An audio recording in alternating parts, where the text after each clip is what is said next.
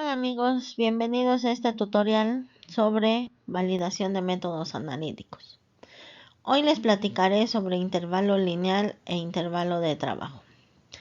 Antes quiero invitarlos que visiten el sitio www.industrialgaray.com y vean en nuestra sección de eventos los seminarios en línea que ponemos a su disposición. El registro es en línea y son completamente gratuitos.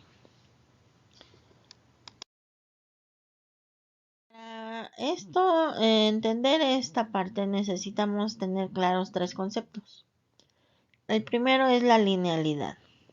¿Qué entendemos por linealidad? Bueno, es una respuesta o capacidad de un método analítico a dar resultados proporcionales a la concentración.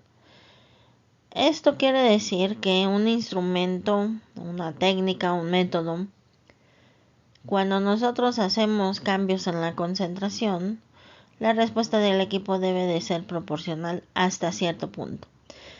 Va a haber puntos donde la respuesta no sea lineal, principalmente esto está dado por la respuesta o capacidad de los detectores de los instrumentos, en donde, tienen una capacidad de respuesta lineal hasta cierto grado de concentración. Más allá de estas concentraciones, los detectores se saturan y ya no pueden responder, ¿verdad?, de forma lineal. Así que esto es lo que tenemos que determinar. Igual hacia el límite inferior tendremos que determinar hasta dónde tenemos linealidad, porque vamos a llegar a un límite donde ya no podamos detectar el analito de interés o ya no se detecte de alguna manera cuantitativa. Para esto surgen dos intervalos, el intervalo lineal, que será el intervalo entre el límite inferior y superior, donde la respuesta del instrumento sea realmente proporcional a la concentración, y tenemos el intervalo de trabajo, que va a ser el límite inferior y superior, en el cual va a caer la muestra o el analito de la muestra, ¿verdad? Entonces necesitamos determinar cuáles serán nuestros límites de cuantificación, cuáles serán nuestros límites de detección. Esto les invitamos que visiten nuestro canal. Hay dos tutoriales, uno para determinar el límite de detección y otro para el límite de cuantificación. Al final del video les voy a proporcionar el enlace para que los puedan revisar. Así que vamos a presentarles, al final les voy a presentar un ejemplo. Para entender esto un poquito más claro, tenemos aquí una gráfica en donde en el eje de la Y tengo la respuesta, que esta es la propiedad que voy a medir, que puede ser absorbancia, puede ser área, ¿verdad?, puede ser intensidad de señal, y en el eje de las X voy a tener la concentración. Aquí en la parte roja estaríamos en el límite de detección, y esto sería una señal que pueda yo medir y que esté segura que corresponde al analito, ¿verdad?, y que no es del blanco, pero que posiblemente no voy a poder cuantificar con confianza. Así que en muchos instrumentos, muchos procedimientos, se reporta el límite de detección como 2 o 3 veces la señal del blanco, ¿verdad? Así que tendremos que leer un blanco, ver cuál es la lectura que nos arroja y multiplicarlo por 2 o por 3 para poder sacar el límite de detección. Posteriormente tenemos el límite de cuantificación, el cual este límite, ¿verdad?, es el límite que detectamos el analito y que lo podemos cuantificar de manera confiable. Así que también hay un tutorial para que puedan determinar el límite de cuantificación.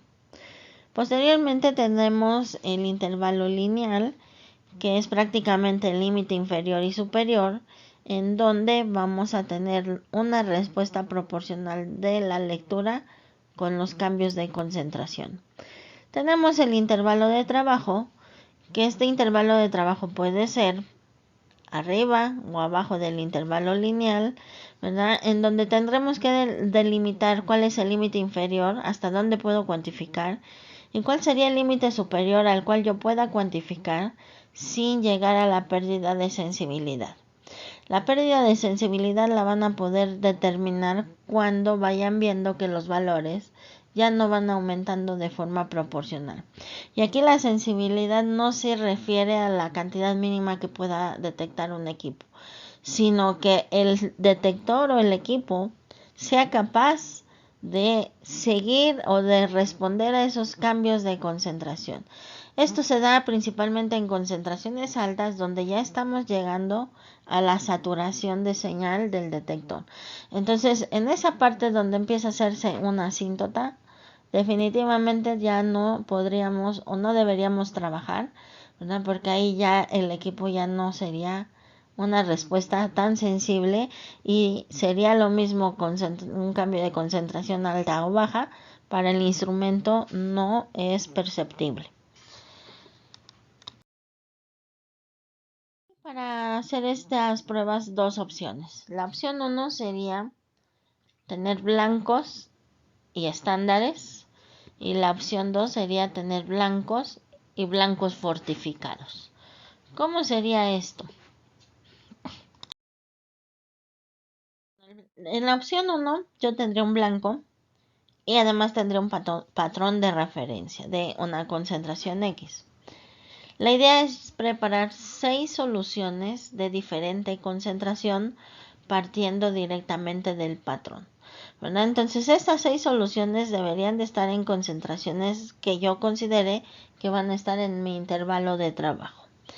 No se recomienda hacer una preparación de una solución madre y de ahí hacer diluciones o tomar alícuotas, porque si tenemos un error en la preparación madre no vamos a poder dar cuenta si estamos mal o no en la curva de calibración. Es preferible que hagan las preparaciones independientes directamente del patrón. Y esto lo tendríamos que leer por triplicado. Esa sería la opción 1. Es tener un blanco y además otros 6 blancos a los cuales yo les voy a ir agregando diferentes concentraciones o cantidad para llevarlo a un diferente nivel de concentración hasta tener 6 fortificados, desde el fortificado 1 hasta el fortificado 6, además del blanco, ¿verdad? Y esto, lo mismo, leerlo por triplicado. Entonces, cualquiera de esas dos opciones serían válidas para poder determinar el intervalo lineal y el intervalo de trabajo. Lo del procedimiento sería que al menos necesitamos 6 concentraciones y un blanco. Preparar las soluciones de forma independiente y no preparar una y tomar alícuotas de esa misma.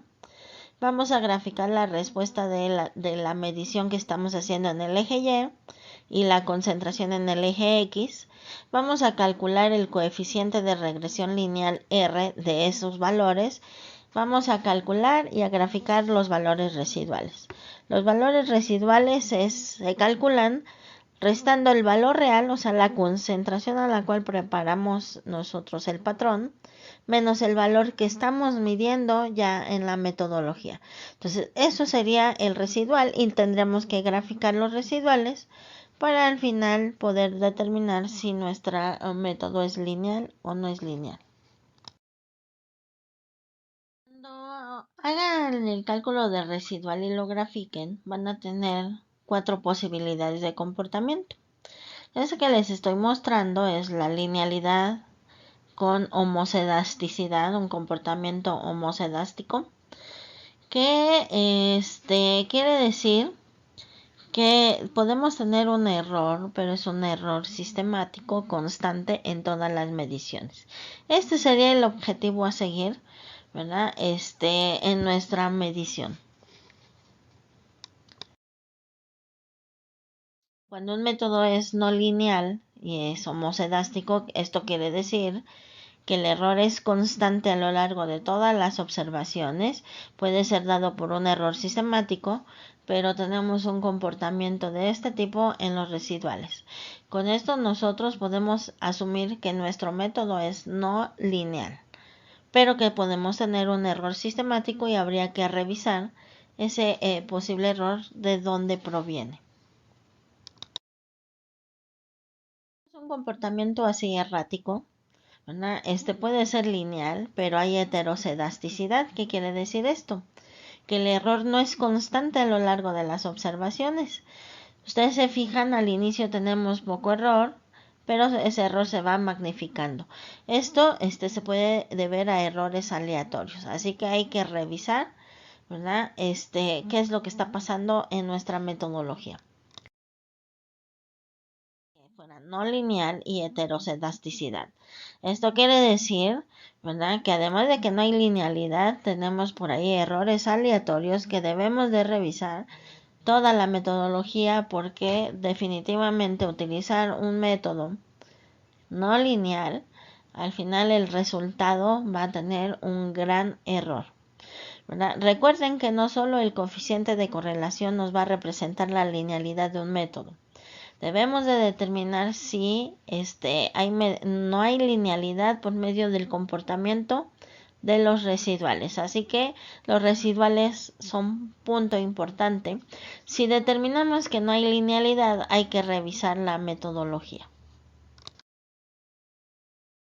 Este sería un ejemplo típico de un método lineal, ¿verdad?, en donde tenemos una regresión lineal, una R de 0.9989.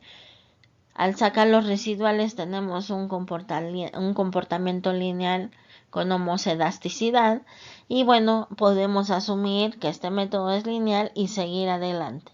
Esto lo van a tener que hacer al momento de que tengan que hacer la validación de su método. Si implica cuantificación, un parámetro importante a medir es la linealidad y el intervalo lineal. Si tienen dudas, por favor escríbanme al correo industrialgaray1@gmail.com. Estoy a sus órdenes para responder cualquier pregunta. Pueden contactar vía WhatsApp al 52 55 45 15 21 38. Mándenme un mensaje indicándome cuál es su duda. Me indican su nombre y su institución o empresa, y con todo gusto les contesto. Pueden encontrar en las redes sociales, en YouTube, en Facebook, Twitter o en la red, buscándome como soporte analítico especializado. Si les gustó este video, denle un like, activen las notificaciones, suscríbanse, pueden compartirlo con sus colegas. Estamos a la orden trabajando en los siguientes tutoriales. Les agradezco mucho su tiempo y les deseo un excelente día. Thank you.